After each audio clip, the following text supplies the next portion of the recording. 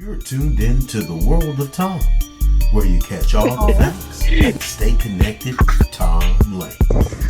Program. I know a lot of times. Me, look at you. You look all cute. Okay. I could talk all day about business, but I just think that, you know, as a Black culture, we need to get more educated if we're going to be jumping out here to do business, and not just, you know, stores and all of that, but also churches. You know, we have that in our churches. We're starting churches, and half the time we don't really always know what's needed, what we need to do. We just say, I'm a pastor, you know what I'm saying? But you also need administration, you know, so that you can grow, because without the administration part, you're only going to get so far.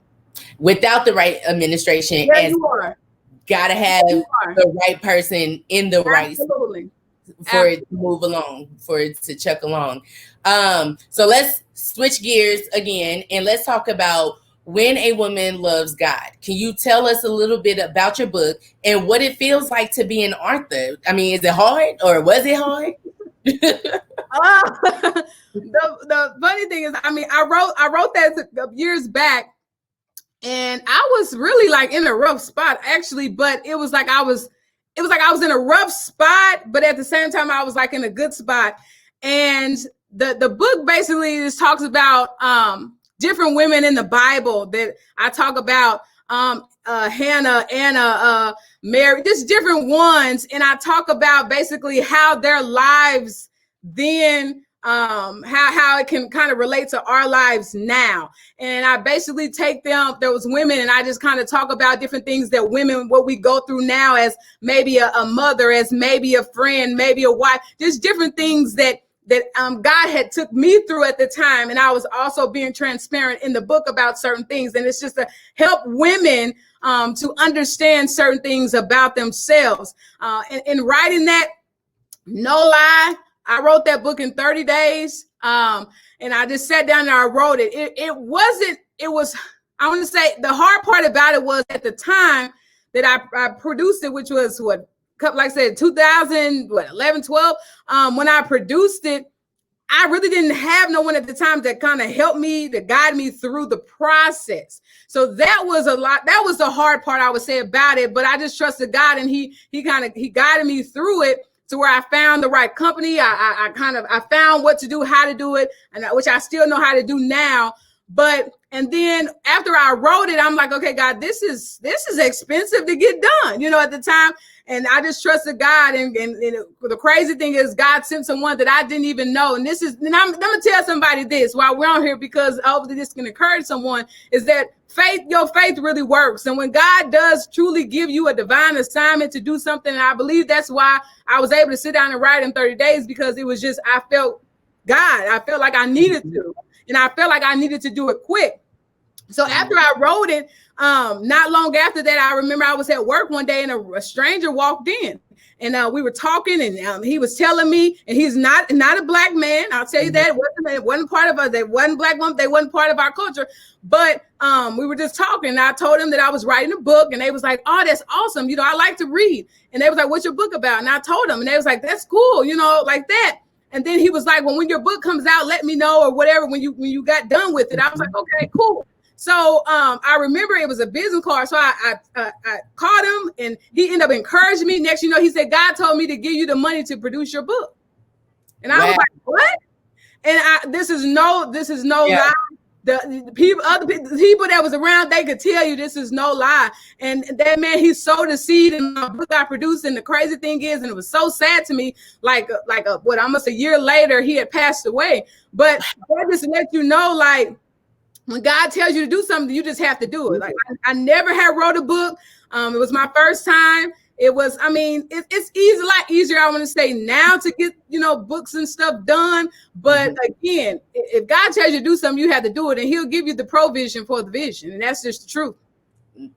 Well, my next question was tips for those who want to write a book. And there you have it. If you want to write a book, take these tips, walk out on faith, step out on faith, and believe that you can do it and get it done. If we're interested in getting us a copy of the book, where can we find this book? You can go to Barnes and Nobles, at Amazon.com. So you can, any of those, pretty much the bookstores, you can find it on those. And if you also, you can reach out to me and I can also get you one as well. But I will say, when you write a book, just, you do have to pretty much push yourself to do it. And then, really just, how can I say, make the time. And I think a lot of times what happened, and this is just not with books, this is just something I've learned too, is that we got to be consistent. You have to be consistent. Like I have one, like I said, I have another one. It's done. I just haven't produced it yet, so stay tuned for that one. I believe it's going to bless some people. But it didn't take me that long because it was in my mind. And a lot of times when it's already in you, just let it all flow.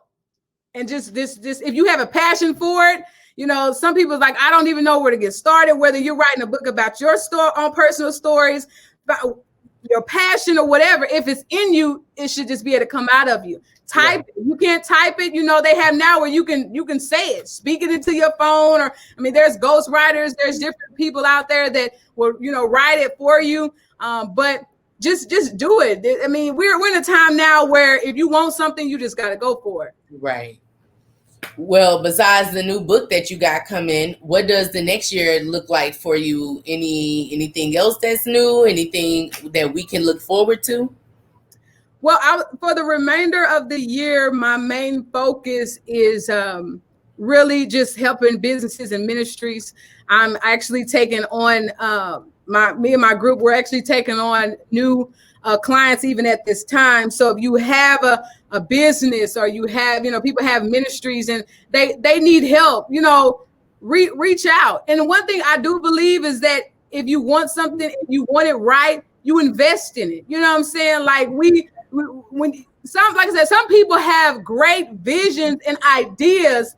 They just won't ask for help a lot of times. So when you don't ask for help, a lot of times you set yourself back and your business and your ministry like 10 and 20 years. You know what I'm saying? If you don't get the right assistance and the right a help or a consultation for what you're trying to do, I realize people, man, I'm telling you, people can help you. People can speed up your process so much quicker when you just ask. And and that's something else I feel like even about our culture, a lot of times we don't want to ask for help. That's just like having us to go to therapy. You know what I'm saying? Mm-hmm.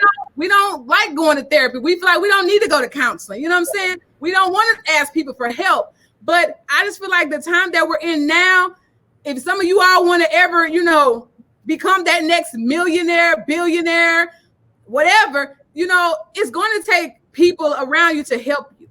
Mm-hmm. And I totally agree with that. So before we get off and before we're done, is there anything you wanna end wrap this up for us, Sister Deashia, with words of encouragement?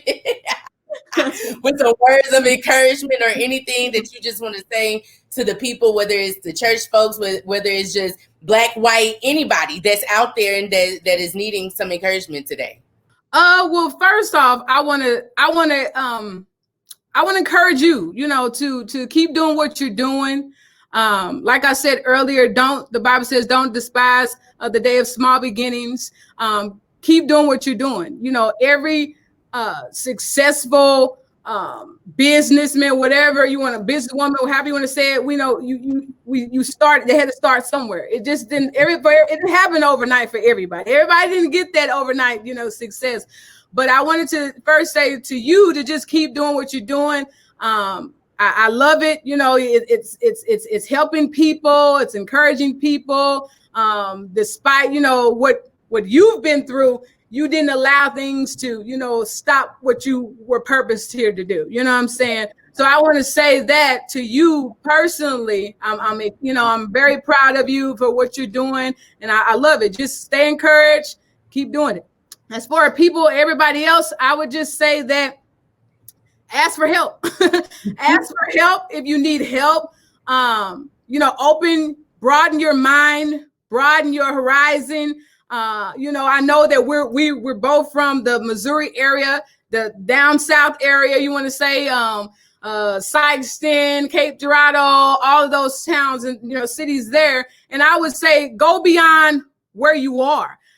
People don't understand your atmosphere and your surroundings can really dictate your business, your ministry. If you don't broaden your scope, go take classes, do different things that's going to help you to expand. And the reason why I say that is because if you keep your mind closed into that particular area, you really are going to only go so far. And I'm just being honest. You need more exposure. You need to know what's out there. You need to know ways to take your business and your ministry to the next level. And I'm not saying that just to be saying that. I'm saying that because I know it's real and I know it's true.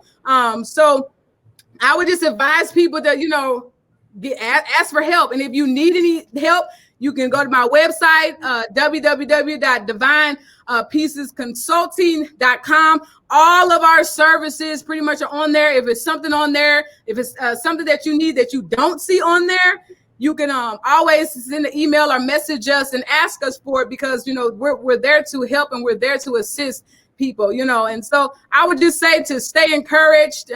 It's not easy. What I'm saying? Doing business, ministry, whatever you want to call it, is not easy, but it will be rewarding. And people have been successful. We see that every day. But it's just being consistent, stay professional, be professional, be professional. Mm-hmm. When you run your company, like I said, don't just go after your culture. Go after everybody. There's money out there to be made. Yeah. And I believe it's enough out there for everybody. We don't have to pull each other down. We don't have to be crabs in a bucket. We don't have to hate on this person and that person. Just go out there and do your thing. Hi, I'm Kathleen, and I'm the owner of Garden District STL. We're on South Grand, just down from Tower Grove Park. And we are a proud sponsor of In the World of Tom. Every Thursday with Tom Lane.